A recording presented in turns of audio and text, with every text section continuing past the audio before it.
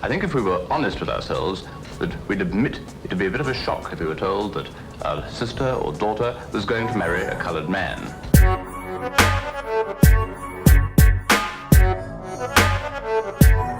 The idea that there's no division within Black British communities is fully just a lie. I'm not so far gone that I'm not going to acknowledge that there's generations of tension within these communities. We have Africans versus Caribbeans, Nigerians versus Jamaicans. They're all different variations of this dynamic. Dad, I've got my boyfriend here today. Jerome!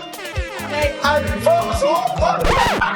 this is Jerome. I've been for a year now. Yeah, come on. Yeah. Where's that box? You good? Dad, I genuinely do love him. I need to feel it, fam.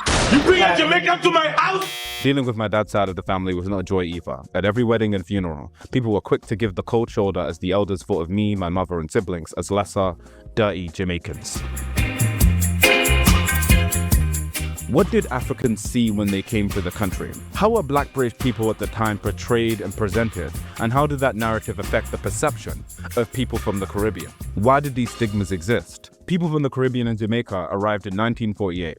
That leaves over a decade and a half of Black Caribbeans and Jamaicans finding their place in this new Britain. By December 1953, there were 5 internal Home Office reports into colonial migration, each of which had drawn associations between the supposed laziness, ill discipline, and low intellect of colored workers. These narratives were pushed for over a decade, and as a result, a lot of African people, when they did finally come over, internalized them.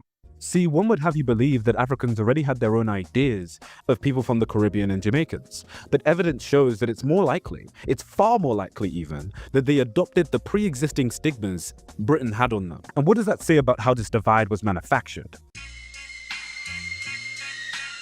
In 2005, files released from the National Archives revealed the extent of prejudice held in the London Metropolitan Police towards the Windrush generation in the 1950s. Officers in up to 20 of the London boroughs submitted reports describing the immigrants as unemployable, owing to their uncouth behavior and arrogant, unholy, civilized manner. Other references describe them as dirty and lazy and cunning, unprincipled crooks living on women and their wits. This is textbook institutional racism. And if the enforcers of the state are saying these things, what does that say about how Britain viewed Caribbeans and Jamaicans? And how would that affect how Africans, who in large quantities followed suit 10 years later, would react to that? The way these officers described what they would dub West Indian immigrants feels very familiar. Specifically, it feels familiar to how older generations of African people described people from the Caribbean and Jamaicans. Those very same stigmas.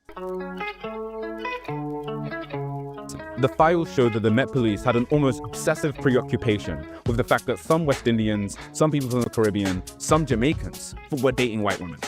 With me here is Mr. Jackson from Jamaica, with his English wife Olive and their 3-year-old son John.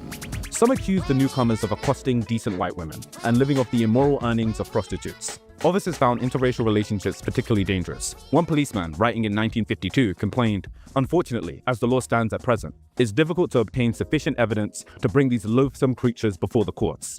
What will this mean in the future, I dread to think, if they breed at the same prolific rate as in their own countries?"